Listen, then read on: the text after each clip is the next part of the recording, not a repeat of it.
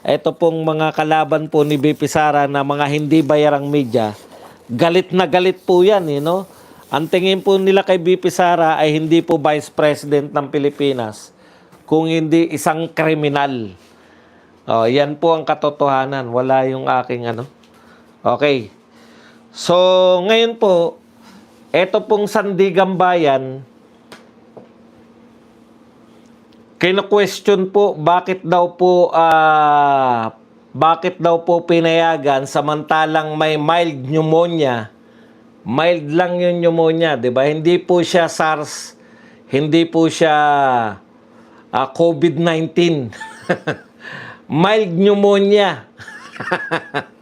Bakit daw po pinayagan si BP Sara na bumisita kay Marcoleta at saka si Robin Padilla bumisita? Alam niyo po, sa totoo, no? Real talkan po tayo.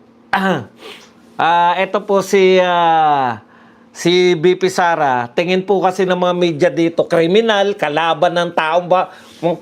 Kayong mga hindi bayarang media, igalang nyo naman yung Vice President ng Pilipinas.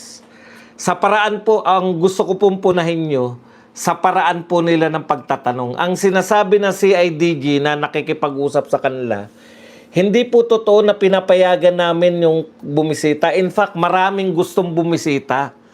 Maraming gustong bumisita kay Marcoleta. Hindi po pinapayagan ng CIDG. Dalawa lang po ang pinayagan nila. No? Pinapaliwanag to ng maayos pero hindi po naiintindihan ng mga hindi bayarang media.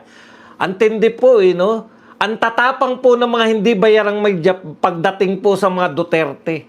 Ang tatapang po nila, kala mo ang tingin nila sa mga Duterte, kriminal. Ano po ba ginawang kasalanan naman ni BP Sara? Dinalaw niya si Marcoleta, pinayagan siya. Ginagawa niyo malalaking issue yung walang katuturan. Kaibigan niya si Marcoleta. In fact, nililigawan niya para maging Vice President. Sa akin lang. Yun lang ang tingin ko, di ba? Kasi sinabi ni BP Sara, may nililigawan na ako para maging Vice President. Siya yung maghahabol sa mga magnanakaw. Wala po akong ibang naisip kundi si Senator Marcoleta. Nagkataon din na binisita po ni Senator ni BP Sara si Senator Marcoleta sa Senado noon. Anyways, yan po yung tagpo doon. Pinapaliwanag sa kanila paulit-ulit na si IDG. Hinihigpitan po namin. In fact, maraming gustong dumalaw kay Senator Marcoleta. Hindi namin pinapayagan. No? Maraming gustong dumalaw kay Senator Marcoleta. Hindi namin pinapayagan. Si BP Sara lang po at saka si Senator Robin Hood Padilla ang pinayagan namin. Kasi nakiusap si Senator Marcoleta, gusto niyang mabisita siya nung dalawa.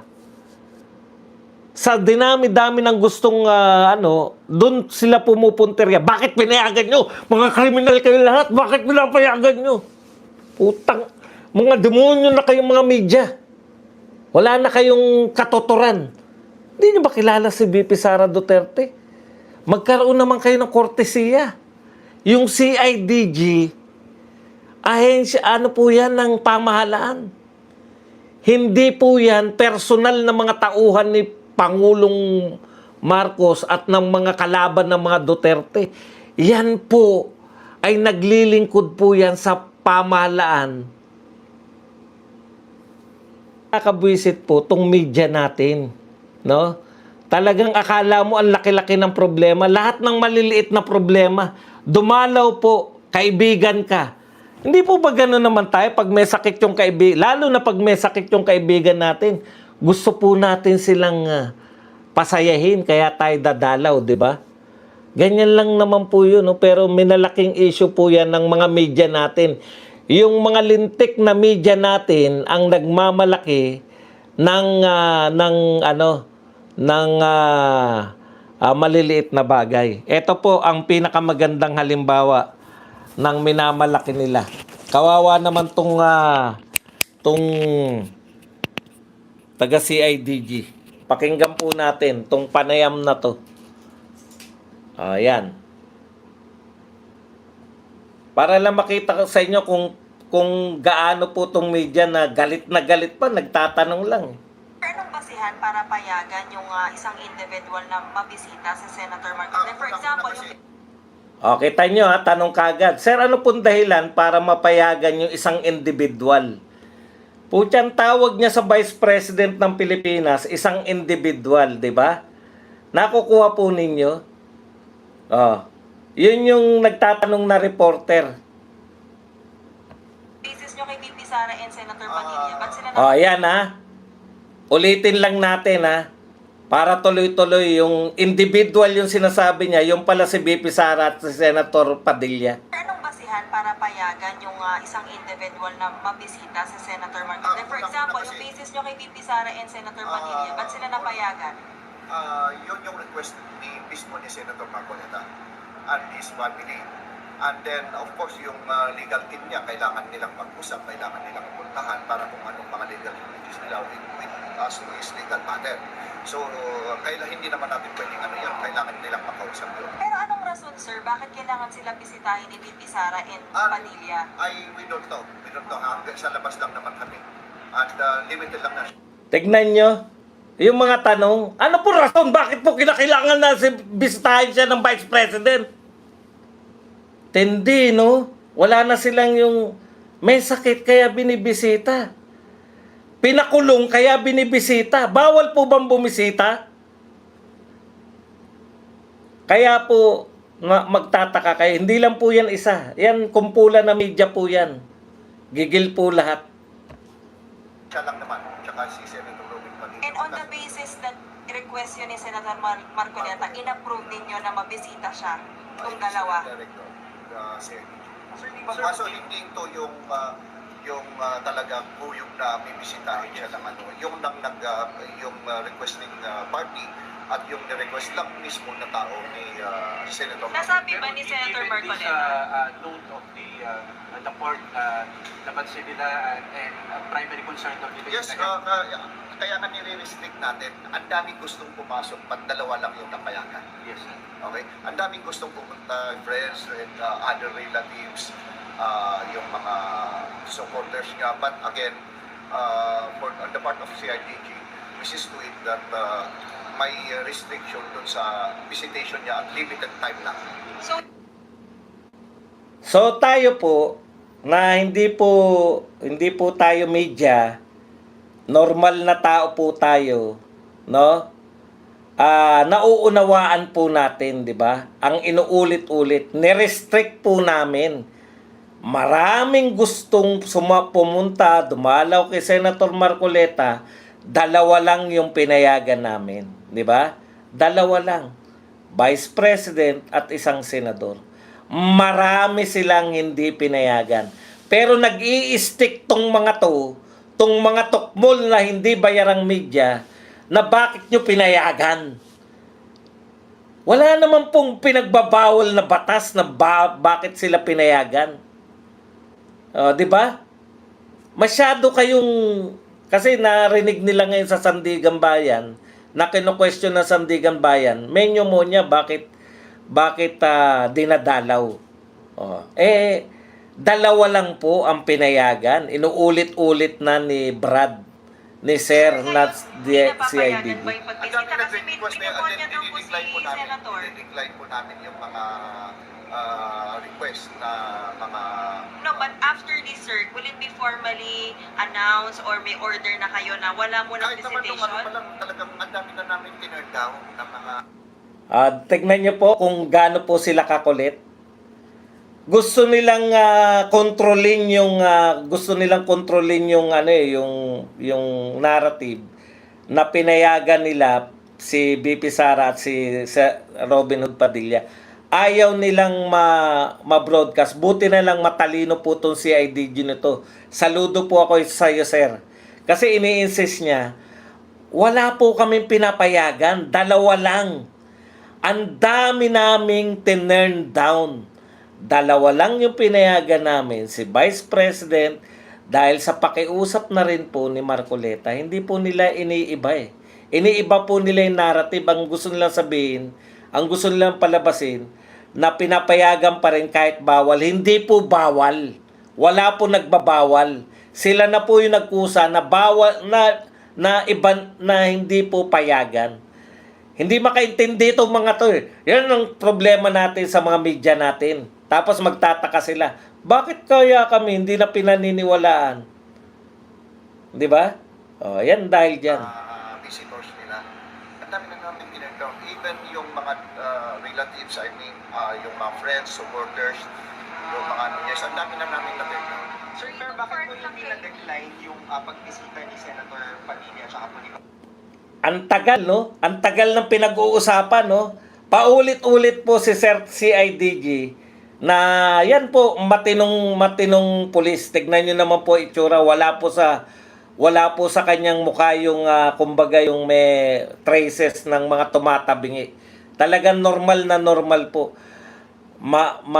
Pasensya po siya, no? Mapagpasensya po siya. Ganyan po kasutil ang ating media. Paulit-ulit na sinasabi, hindi po namin pinayagan, marami pong gustong pumasok. Sir, bakit po pinayagan si VP Sara? Vice President siya ng Pilipinas, mga common sense naman, Vice President. Bigyan nyo naman ng konting kortesiya yung Vice President. Buti nga, hindi sinasabi yan ni Sir eh. Kung ako po tanga ba kayo? Vice President ng Pilipinas, kahit naman papano, bigyan nyo naman ng kortesiya. Kung sa tingin ninyo, demonyo yung Vice President, kami po, gumagalang pa rin kami. Pero, okay. Ang tiyaga niya po na talagang dapat to si Sir, dapat po ito ay, ito mga mapopromote, ito po yung mga matitino. Vice President Sara? As to that, I cannot speak for that. It is the Director CIDG. Again, ang ano nga dyan is yung sila lang naman mismo. Okay? Yung dalawa lang na sa linguistic party na yun ang napayagan. Hindi, wala siyang entourage, wala siyang ano. Pero sir, were they informed na may pneumonia si Senator and wala silang face mask nung pumasok sila to Bawal. visit? Tignan mo, nagsusuportahan pa eh. No? Wala silang face mask. Ano pumasok sila? Bawal na bawal yun. Mga bumubulong. Sabi nung isa, pero are they aware that they have pneumonia? Kaka bawal na bawal mag-face mask. O, sabi, nga, bawal na bawal yun. Putang tatitindi, no? Ang titindi talaga ng mga to. O, sige, tuloy po natin. Matataplaugan kayo sa sagot ng matinong pulis. Yung hindi family member. Doon sa pagpasok naman nila, may face mask din. Pagpasok nila. Naman yung walang face mask. As doon sa pagpasok, Sa pagpasok nila, may face mask sila. Sunog ang mga hindi bayarang reporter. siyempre, with the medical condition, may face mask. May adjustment ba, sir, gagawin or ganun pa rin naman, sir? Again, nung una pa lang naman restricted ito. But again, we will follow the court order, no? Na we insist to is that restricted lang yung mga visitation given with his medical condition. So klaro sir, family and lawyer. Immediate family lang, lawyer. Saka yung minsan yung mga nire-request nila because of this legal matter. Sir, following this, can you assure the public na walang favoritism sa pagbisita po kay Senator Marcoleta? Of course, Favoritism? Favoritism? Pinagsasabi yung Vice President ng Pilipinas, favoritism? Mga bugok. Okay, tama na yan. Yan po, ganyan po magtrabaho. Ha? Ganyan po magtrabaho yung media natin. No? Ngayon, magtatanong kayo, bakit hindi kaya kami pinaniniwalaan? Sa kanila po, naririnig ko po yan. Pag nagsusurian na, bakit po hindi na pinaniniwalaan yung media? Look at you. Look what have you done in this country. No? Mayroon tayong mga magnanakaw. Hindi po ninyo kinukundi na araw-araw. Samantalang si Vice President Sara Duterte na para po sa ikagaganda ng Pilipinas ang kagustuhan, yun po yung kinukundinan nyo araw-araw. Pati ba naman yung pagbisita kay Marcoleta? Alam niyo po, ugali po nating mga Pilipino. Ito may kaibigan tayo may sakit. Pumupunta po tayo sa ospital. 'Di ba? Pero biro, may kamag-anak tayo may sakit. Parang pag hindi mo dinalaw yung may sakit mo kamag-anak, yun yung masama ang ugali mo. Dito po baliktad eh. Yan po yung linya po nila ng pagtatanong.